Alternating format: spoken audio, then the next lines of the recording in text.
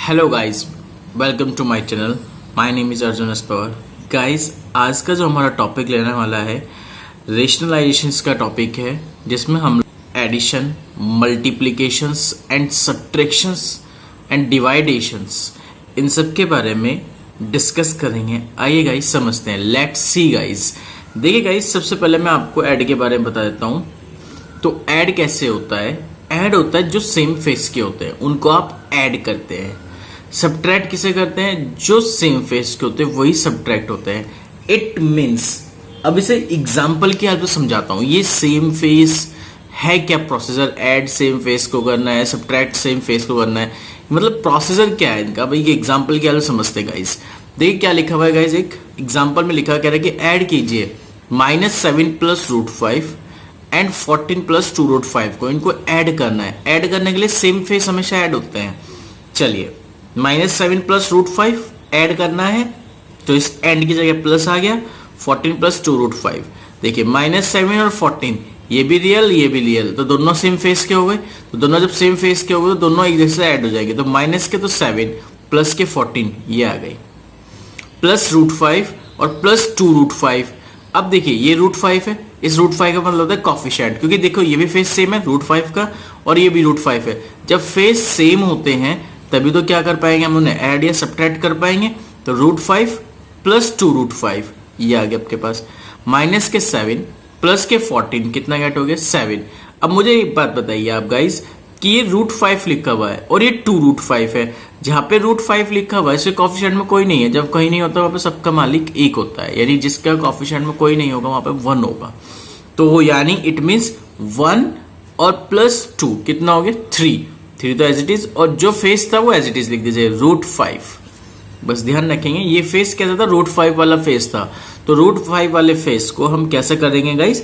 Simple सा एक तरीका होता है इसे सॉल्व करने का कि आपको √5 एंड √5 ये था, हमें तो केवल इनके कॉफिशिएंट को ऐड करना होता है। केवल किसको ऐड करना होता है? कॉफिशिएंट को। तो 1 और 2 कितना हो गया? ऐड हो गया 3 हो गया।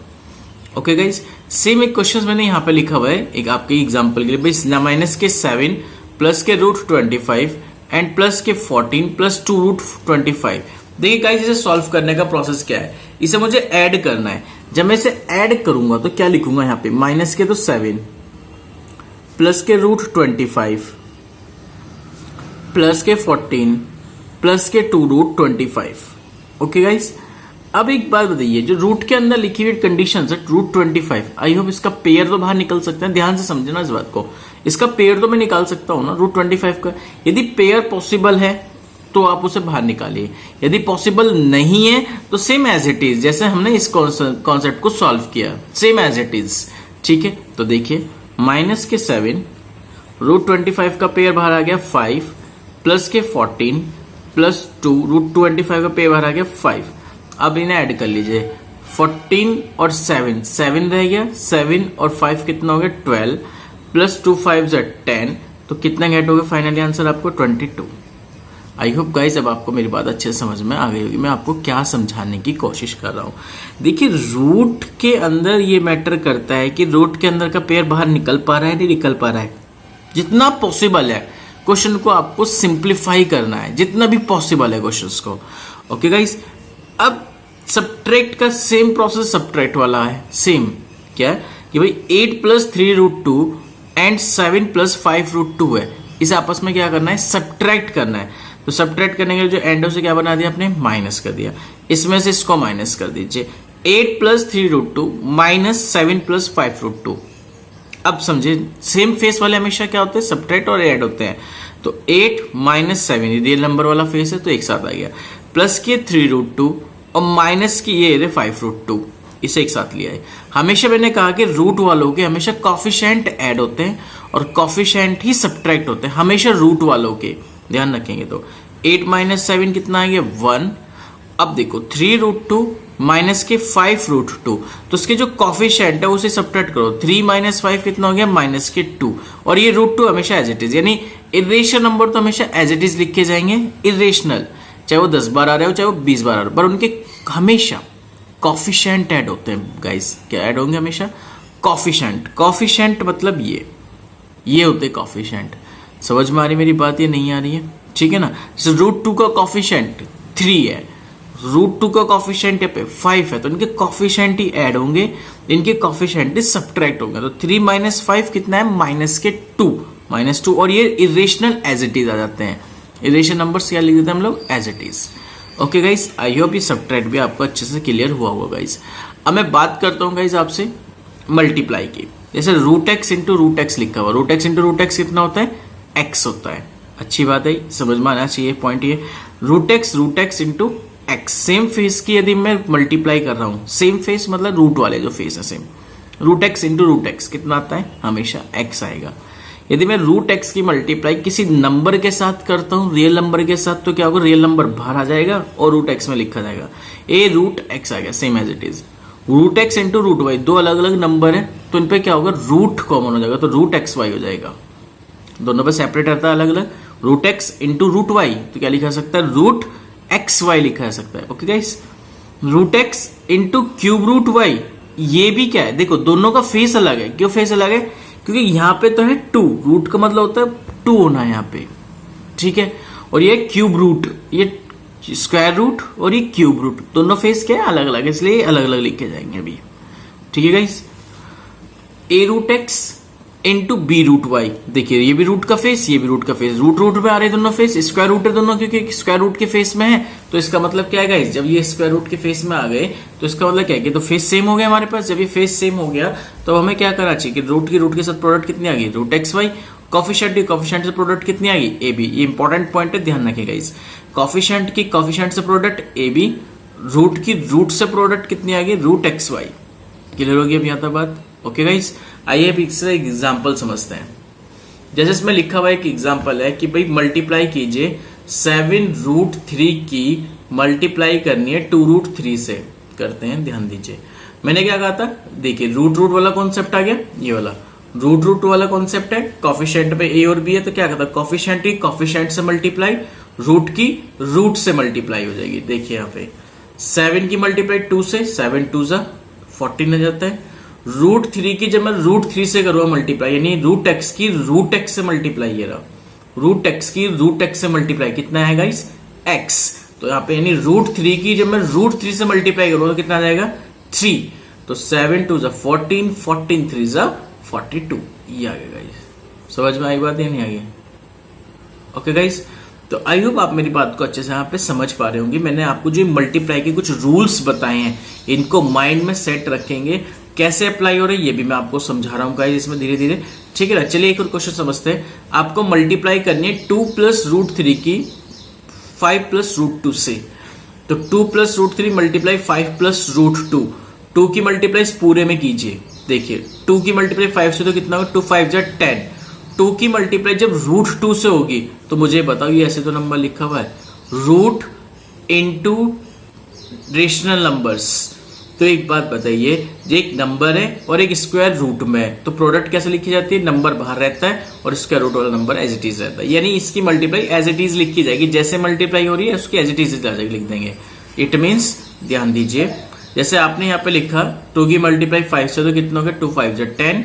अब मैं 2 की मल्टीप्लाई जब मैं √2 से करूंगा तो कितना आएगा गाइस? 2√2, यानी सेम एज इट इज आ जाएगा। अब √3 की मल्टीप्लाई 5 से करेंगे, सेम डिफरेंट नंबर है, ये अलग फेस है, ये अलग फेस है, डिफरेंट फेस है, तो इसका मतलब एज इट इज लिख देंगे 5√3 मल्टीप्लाई करके कितना आ जाएगा? 5√3। अब √3 की मल्टीप्लाई जब √2 से ही होगी, इट मीन्स रूट एक्स की मल्टीप्लाई जब मैं रूट वाई से करूं तो क्या लिखा जाएगा? Root X Y. It means √3 की मल्टीप्लाई जब मैंने √2 से करी तो कितना आ जाएगा? √6। क्योंकि दोनों का फेस कैसा रहा है? सेम आ रहा है, क्योंकि स्क्वायर रूट फेस है, स्क्वायर रूट फेस सेम है, तो उसका मतलब क्या हो गया कि ये बन गया 2 की मल्टीप्लाई 3 से कितना बनेगा? √6। सेम फेस वाले ऐड हो जाएंगे, जो बाकी रहेंगे वो एज इट इज लिखे जाएंगे। भाई ये तो एज इट इज आ गया, ये 2√2, ये 5√3 ऐड हो नहीं सकता क्योंकि रूट के अंदर यहाँ पे 2 है, यहाँ पे स्क्वायर रूट के अंदर 3 है, तो दोनों का फेस कैसा हो गया? डिफरेंट हो गया, तो ये तो ऐड पॉसिबल नहीं है। √2 की √3 से प्रोडक्ट मैंने करके दिखा दिया आपको, कितना आ गया? √6। बस यही इसका यहाँ पे फाइनल आंसर होगा गाइस। आई होप गाइस ये बात भी आपको मेरी अच्छे से यहाँ समझ में आ गई होगी। ओके गाइस, अब गाइस एक एग्जांपल समझते हैं डिवाइड वाले प्रोसेस में। डिवाइड कैसे करते थे ये सब बेसिक मैं आपका 8th क्लास का भी डिस्कस कर रहा हूँ। अभी मैंने 9th कोई डिस्कस नहीं किया, ये सब 8 क्लास में आपने स्टडी किया था, ठीक है ना, कि किस तरह से हम इसे ऐड करते हैं, सब ट्रैक करते हैं हम लोग इन चीजों को, ये सब आप लोगों ने 8 क्लास में स्टडी कर रखा है गाइस। ओके, अब डिवाइड वाला प्रोसेस देखिए क्या लिखा हुआ है। डिवाइड में आ रहा है 6√27 बाई 3√12। वो कह रहा है कि 6√27 को डिवाइड करना है किससे, 3√12 से। तो देख दीजिए 6√27 डिवाइड बाई 3√12। अब पहले मैंने आपको जब मैंने क्वेश्चन स्टार्ट किया था एडिशन वाला, और जब मैं ये वाला एग्जांपल आपको समझा रहा था, तो मैंने आपको एक बात समझाई थी, यदि रूट के अंदर से पेयर बाहर निकाल सकते हो तो निकालिए, निकल सकता है तो निकाल दीजिए, और नहीं निकल पा रहा तो डोंट वरी, उसको फिर एज इट इज ट्रीट करते हैं। तो सेम मेरा यहाँ पे भी आपसे यही पॉइंट है, यदि पेयर बाहर निकल सकता है तो निकाल दीजिए, नहीं निकल पा रहा है तो कोई ट्रबल वाली बात नहीं। तो √27 है, पहले इसको फैक्टराइज कर दिए 3 × 3 × 3 में, सेम एज इट इज √12 को 2 × 2 × 3 में। पेयर बाहर निकाल सकते हैं इसलिए हम निकालने की कोशिश कर रहे हैं। 3 का एक पेयर बाहर आ गया तो 6 × 3 में आ गया, यहां से 2 का एक पेयर बाहर आ गया तो 3 × 2 आ गया, √3 रह गया ऊपर, √3 रह गया नीचे, √3 से √3 कैंसिल, 3 से 3 कैंसिल, और 2 से कैंसिल हो गया 6 3 टाइम्स, तो कितना आंसर आएगा गाइस 3। ये है डिवाइड प्रोसेस। ओके गाइस, एक डिवाइड तो तुमने सिंपल ये वाला डिवाइड पढ़ रखा है, ठीक है ना, इस डिवाइड के बारे में मैं डिस्कस नहीं कर रहा हूं मैं। अब मैं आपसे डिवाइड इस तरह की जो कंडीशंस होती हैं उनको कैसे डिवाइड करते हैं उसके बारे में डिस्कस कर रहा हूं। सिंपल पॉलिनोमियल्स की डिवाइड के बारे में डिस्कस नहीं कर रहा हूं। अब मैं रेशनल और इरेशनल नंबर यदि साथ में आ रहे हो, मल्टीप्लाई में आ रहे हो, तो उनकी डिवाइड कैसे की जाती है, it's a very important point guys. उसे समझने के लिए हम लोग ऐसे काम करते हैं। समझ में आ गया, ये हमारा वर्किंग प्रोसेस है गाइस, जिसको आपको समझना जरूरी था। आई होप गाइज ये पॉइंट आपको बेहतर से समझ में आ गया होगा। तो गाइज इस तरह से आप इन्हें एडिशन सब्ट्रैक्शन कर सकते हैं। ये था मेरा केवल अभी बेसिक जो आपका मैंने 8 क्लास का रिवीजन कराया है, जो आप लोगों ने वहां पे पढ़ा था गाइज। ओके, अब मैं आपसे जो डिस्कस करने वाला हूं गाइज वो है रेशनलाइज करना है डिनोमिनेटर को। किसको रेशनलाइज करना होगा, डिनोमिनेटर को। It's a very important point guys. अब कैसे करते हैं रेशनलाइज डिनोमिनेटर को, अब उस बात को समझे, क्योंकि ये चैप्टर में है आपके पास 9th क्लास में। मुझे इसलिए बेसिक पढ़ाना पड़ा था क्योंकि मुझे ये टॉपिक आपको पढ़ाना था, क्योंकि ये टॉपिक तभी आपका क्लियर हो पाएगा जब आपका वो बेसिक क्लियर हो रहा होगा गाइस। ओके, तो आई होप अब बात समझते हैं। जैसे कि आपको रेशनलाइज करना है डिनोमिनेटर का, वो है 1/√a। क्वेश्चन में लिखा हुआ है भाई 1/√a को रेशनलाइज कीजिए, तो कैसे करेंगे। तो देखिए, जब भी आपके पास 1/√a को रेशनलाइज करने वाला प्रोसेस आएगा तो हमेशा डिनोमिनेटर को रेशनलाइज करते हैं। डिनोमिनेटर को रेशनलाइज करने के लिए हमने देखा कि सिंगल √a लिखा हुआ है, तो हमने क्या किया, इसका पेयर बनाने के लिए √a से ऊपर मल्टीप्लाई और √a से ही नीचे मल्टीप्लाई कर दिया हमने। तो न्यूमरेटर एंड डिनोमिनेटर दोनों में √a से मल्टीप्लाई, तो √a की मल्टीप्लाई 1 से √a बन जाए √a। √a की जब √a से प्रोडक्ट करेंगे तो कितना आ जाएगा गाइस, a आ जाएगा। आई होप अब आपको मेरी बात अच्छे से यहाँ समझ में आ गई होगी गाइस। ओके, तो ये प्रोसीजर है रेशनलाइज द डिनोमिनेटर का। पहला पॉइंट, इस पे एक एग्जांपल समझते हैं। जैसा एग्जामिनर ने बोल दिया भाई 1/√2 को रेशनलाइज कीजिए, इसके डिनोमिनेटर को। तो पेपर में लिखा हुआ आएगा भाई रेशनलाइज, ठीक है, 1/√2। तो कैसे करेंगे, हमेशा डिनोमिनेटर को रेशनलाइज कर रहे हैं हम लोग, होने को तो न्यूमरेटर भी रेशनलाइज होते हैं, ठीक है ना। सेम वही प्रोसीजर होता है जैसे डिनोमिनेटर का होता है, ठीक है गाइस। तो मैं यही आपको यहाँ बात समझा रहा हूँ, समझेंगे। 1/√2 है तो √2 है ना, तो √2 की सेम ये वाला फेसेस का एग्जांपल समझा दो। √2 के ऊपर मल्टीप्लाई, √2 के नीचे मल्टीप्लाई, तो √2 बन जा, √2 तो एज इट इज। जब √2 की √2 से प्रोडक्ट हो गया, ये सेम फेस हो गया। जैसे √x की √x से प्रोडक्ट x आता है ना, इस तरह से √2 की प्रोडक्ट √2 से करें तो कितना आएगा गाइस, 2 आएगा। आई होप अब ये बात आपको अच्छे समझ में आ गई होगी। एक और एग्जाम्पल समझाता हूँ, ध्यान दीजिए।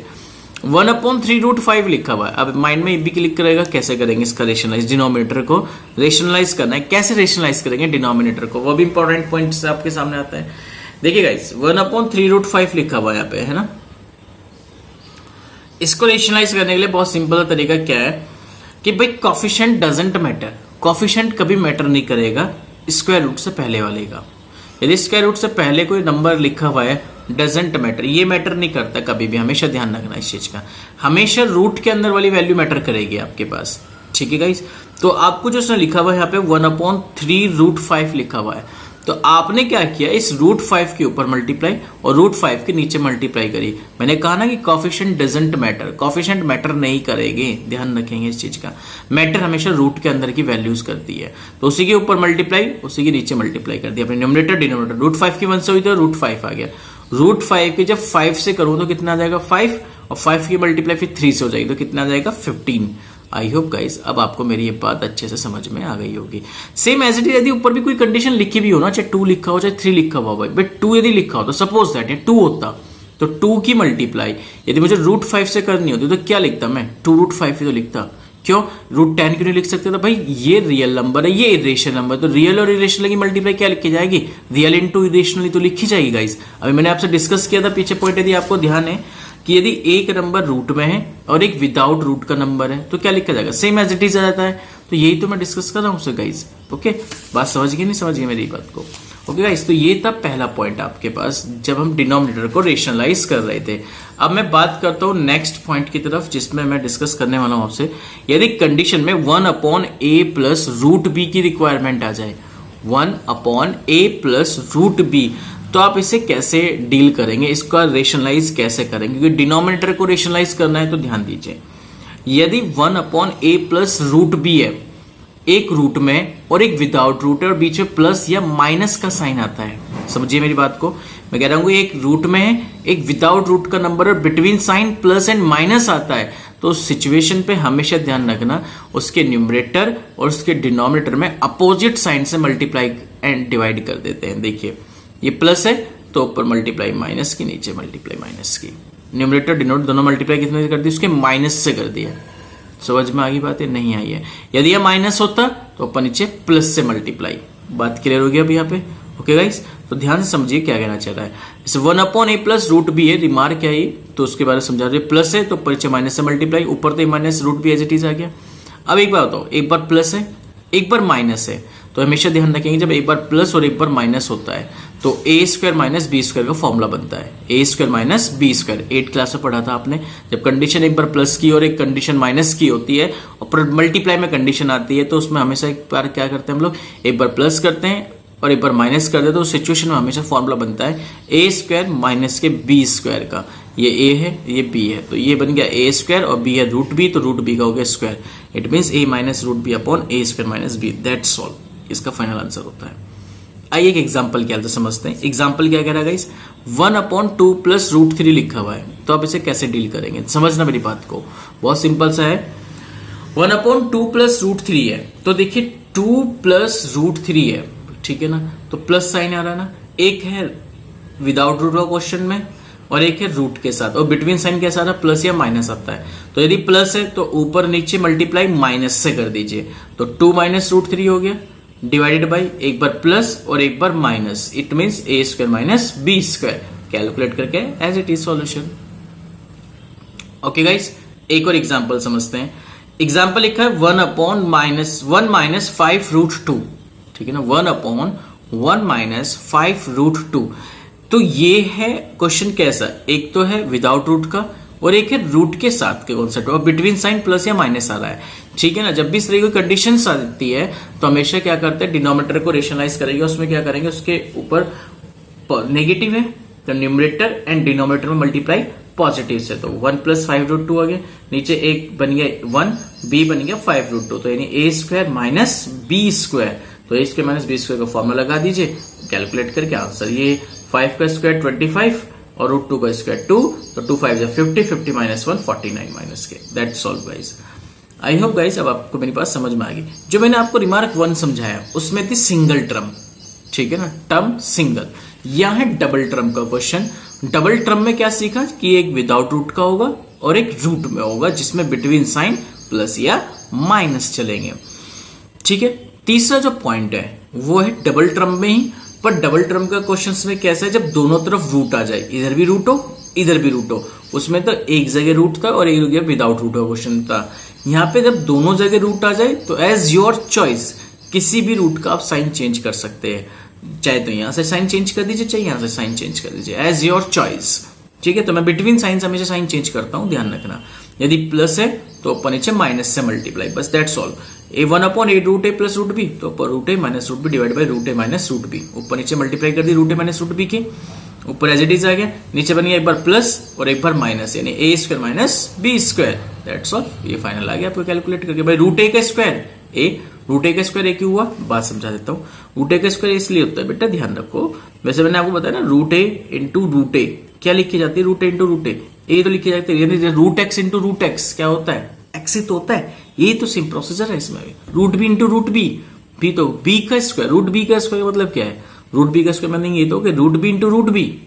अब आगे बस समझ नहीं आएगा इसमें, तो अब इस पे एक एग्जांपल समझ लेते हैं गाइस। क्या लिखा हुआ है, 1 अपॉन रूट 2 प्लस रूट 3, दोनों पे रूट आ गया तो बिटवीन साइन को चेंज कर दो, प्लस हो तो माइनस से मल्टीप्लाई, माइनस है तो प्लस से मल्टीप्लाई, न्यूमरेटर एंड डिनोमिनेटर में दोनों में कर दी हमने मल्टीप्लाई। तो आपके पास कितना है गाइस, रूट 2 माइनस रूट 3, नीचे हो गया एक बार प्लस और एक बार माइनस, इट मीन रूट 2 का स्क्वायर माइनस रूट 3 का स्क्वायर, तो root 2 minus root 3 divide by root 2 का स्क्वायर 2, रूट 3 का स्क्वायर 3, तो 2 माइनस 3 कितना है minus, that's all guys. Okay, एक और एग्जांपल समझ लेते हैं गाइस। जैसे यहां लिखा 5 अपॉन रूट 3 माइनस रूट 5, तो 5 अपॉन रूट 3 माइनस रूट 5, नीचे देखिए क्या रहा, माइनस है ना, तो ऊपर नीचे मल्टीप्लाई प्लस होगी। ये देखिए 5 रियल नंबर से, ये दोनों ही रेशनल नंबर से, दोनों की मल्टीप्लाई में फिर एज इट इज लिख दो मैं, 5 को मैंने एज इट इज लिख दिया रूट 3 प्लस रूट 5 करके, ठीक है। डिवाइड में वही एक बार प्लस है एक बार माइनस है, तो ए का स्क्वायर माइनस बी का स्क्वायर, तो रूट 3 का स्क्वायर 3, रूट 5 का स्क्वायर 5, 3 माइनस 5 माइनस की 2, that's all guys. I hope guys ये तीनों रिमार्क अब आपको मेरी बात अच्छे से समझ में आई होगी। जहां पे हमने फर्स्ट रिमार्क को समझा था, जब सिंगल टर्म्स हो तो उसका रूट करने का प्रोसेस सीखा। सेकंड पॉइंट में डबल टर्म्स थे जिसमें एक रूट का क्वेश्चन था और एक विदाउट रूट में टर्म्स थी, एक टर्म्स तो रूट में लिखी हुई है, एक टर्म्स विदाउट रूट की लिखी हुई है, बिटवीन साइन प्लस और माइनस चल रहे हो। एक आपने सीखे जब दोनों टर्म्स कैसी हो, रूट में हो। ओके गाइस, तो ये प्रोसीजर था हमारा कि रेशनलाइज करना होता है डिनोमिनेटर को, तो हम किस तरह से रेशनलाइज करते हैं। तो आई होप आपको मेरी बात ये अच्छे से समझ में आ गई होगी गाइस। ओके गाइस, तो गाइस आज के लिए तो इतना ही। जो भी कोई डाउट्स है गाइस अपने ग्रुप में क्वेरीज कर सकते हैं डाउट क्लास की। Okay guys, thank you so much guys, thank you.